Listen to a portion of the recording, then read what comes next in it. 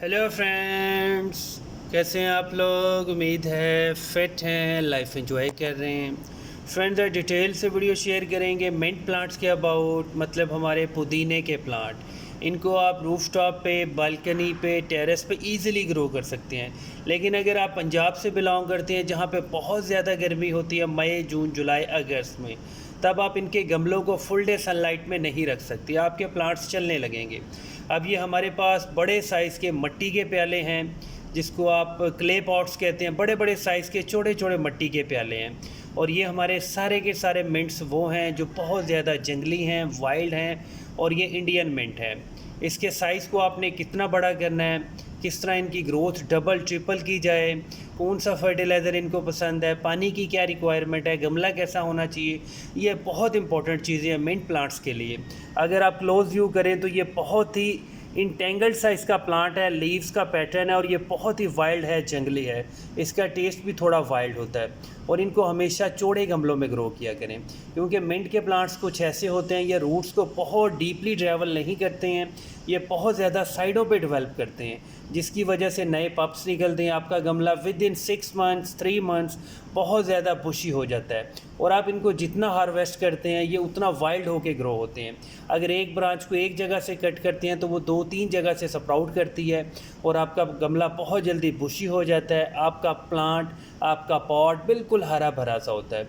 इनका जो best fertiliser है वो है गली सड़ी गोबर की खाद, मतलब पुराने से पुरानी खाद होगी, बहुत पाउडर्ड वाली खाद होगी।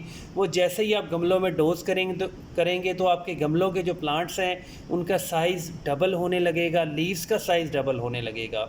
मतलब अगर आप बहुत अच्छे से केयर करेंगे तो आपके जो मिंट के प्लांट्स हैं उनकी जो हाइट है वो मैक्सिमम 12 इंच तक भी लॉन्ग हो सकती है। मतलब इतने बड़े साइज़ का आपको लीफ भी मिल सकता है, ब्रांच भी मिल सकती है। लेकिन आपने इसकी ग्रोथ को बहुत ज़्यादा वाइल्ड नहीं होने देना। कोशिश किया करें, अगर आपके पास 1-2 गमला है तो उसका एक किनारे से आप उसकी हार्वेस्टिंग शुरू कर दिया करें। मतलब डेली बेसिस पे किचन के लिए जितना रिक्वायर आप एक साइड से कट कर लिया करें। अगर बात की जाए गमलों के साइज़ की तो गमला हमेशा चौड़ा होना चाहिए, वाइड होना चाहिए। जितना ज़्यादा चौड़ा होगा उसमें उतनी ज़्यादा स्पेस होगी, ज़्यादा मिट्टी होगी, रूट्स ज़्यादा से ज़्यादा डेवलप होगी, और आपका प्लांट्स ज़्यादा अच्छे से ग्रो होंगे। पानी बस इनको इतना सा दें कि गमले की मिट्टी कभी भी ड्राई नहीं होनी चाहिए। गमले की अगर मिट्टी को हाथ से आप थोड़ा सा फील करें तो उसमें नमी होनी चाहिए, थोड़ा सा मॉइस्चर होना चाहिए। अब जो उस तरह का गमला है, जो डीप गमला है, मेहंदी का प्लांट है, उस तरह के गमलों में आप लगा सकते हैं, लेकिन आप सेकंड ऑप्शन में लगा सकते हैं। मतलब साथ कोई बड़ा प्लांट लगा हुआ है, अगर थोड़ी सी स्पेस है तो वहाँ पे आप मिंट के प्लांट्स, कुछ रूट्स लगा दें। मिंट को आजकल आप रूट से लगा सकते हैं, कटिंग से लगा सकते हैं। अगर आप कटिंग से लगाते हैं तो गमला ठंडी जगह पे रखना है, बहुत ठंडी जगह पे। और अगर आप रूट से लगाते हैं तो जहाँ मर्ज़ी लगा दें, आपके प्लांट्स ईजीली डेवलप होंगे, बहुत जल्दी आपका प्लांट बुशी बनेगा। और अगर मिट्टी की बात की जाए तो गमलों में कौन सी मिट्टी होनी चाहिए? गमलों में बिल्कुल प्योर प्योर प्योर बहुत ही सॉफ्ट सी मिट्टी होनी चाहिए, जिसको आप वेल ड्रेन्ड सॉइल कहते हैं। अगर गमलों में फ्रेश फिलिंग कर रहे हैं तो आप 50% सादा सी मिट्टी यूज़ कर सकते हैं, और 50% आप कंपोस्ट यूज़ करते हैं, गली सड़ी गोबर की खाद भी यूज़ कर सकते हैं। लेकिन कच्ची खाद कभी भी मिंट के प्लांट्स को ना दें। आपके मिंट के प्लांट्स मई, जून, जुलाई में जलने लगेंगे और आपसे रिकवरी नहीं होगी। अब अगर मिट्टी को देखें, आप इस तरह फील करें तो उसमें थोड़ी सी नमी है, बस इस तरह का मॉइस्चर आपको चाहिए होता है। बहुत ज़्यादा मिट्टी को ना ड्राई होने दें, ना बहुत ज़्यादा सोगी करें, कीचड़ करें, और हमेशा इसके लिए मिट्टी का गमला हो। अगर आप प्लास्टिक के गमले यूज़ कर रहे हैं तो वो पुअर सिलेक्शन होगी।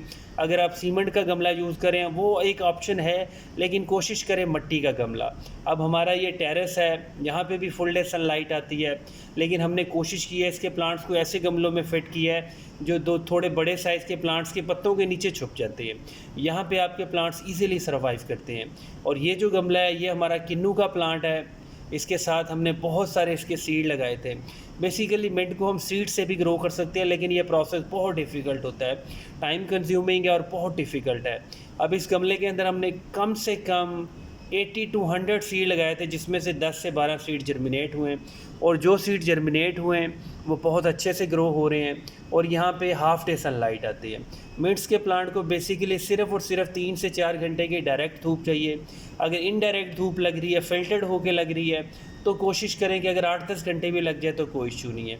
पानी प्रॉपर दिया करें, डेली बेसिस पे पानी दें, लेकिन गमले की मिट्टी को कीचड़ ना बनाएं, सोगी ना बनाएं। बेस्ट फर्टिलाइज़र गली सड़ी गोबर की खाद है, और बहुत सारी आपके पास ऑप्शंस होती हैं।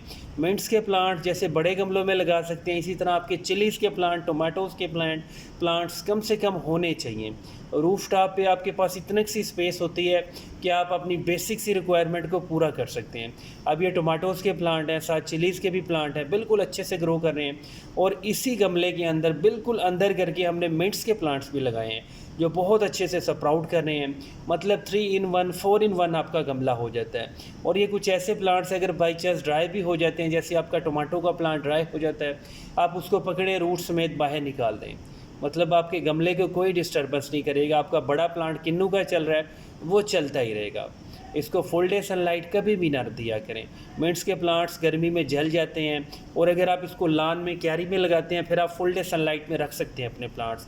लेकिन रूफ टॉप पे बहुत ज़्यादा गर्मी होती है, ऊपर से छत भी तपने लगती है, जो आपने लेंटर डाला है, जो दीवारें हैं, जो आपने गमलों के अंदर खाद डाली है, वो भी हीट अप होने लगती है।